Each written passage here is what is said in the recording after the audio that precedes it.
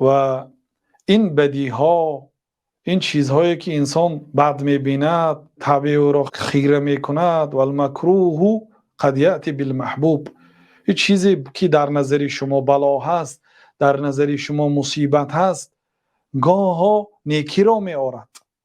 و المرغوب قد یأتی بالمکروه، چیزی که شما میخواهید آن را جستجو دارد، گاه ها او مصیبت و بلا را می آورد.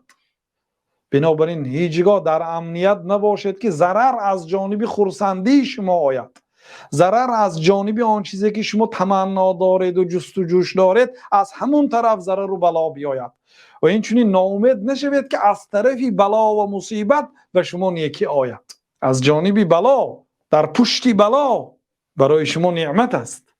الله سبحانه و تعالی میگوید که و عسى ان تکرهوا شیئا و هو خیر لكم، شاید شما چیزی رو بد میبینید بر فایده شما، و عسى ان تحبوا شیئا و هو شر لكم، و یک چیزی رو شما دوست می‌دارید لیکن بر ضرر شما هست. والله یعلم و انتم لا تعلمون، الله تعالی میداند شما نمیدانید. بنابراین برادران عزیز، وقتی که به سرتان بلا مصیبت میآید، شما باید گمان نیک به الله تعالی کنید، غمگین نشوید.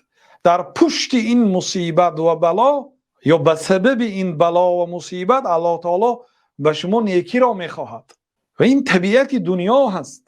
چخیلی که انسان هوای و گرمی یا خنکی را دفع کرده نمیتونه، این از دست شما نیست.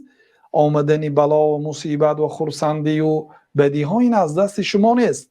ولا تزال کروب الدنیا بالانسان حتی تنزع روحه، همیشه مشقت های دنیا بر سر مومن آمده هم میگیرد تا مادامی که جانش از تنش بیرون برآید.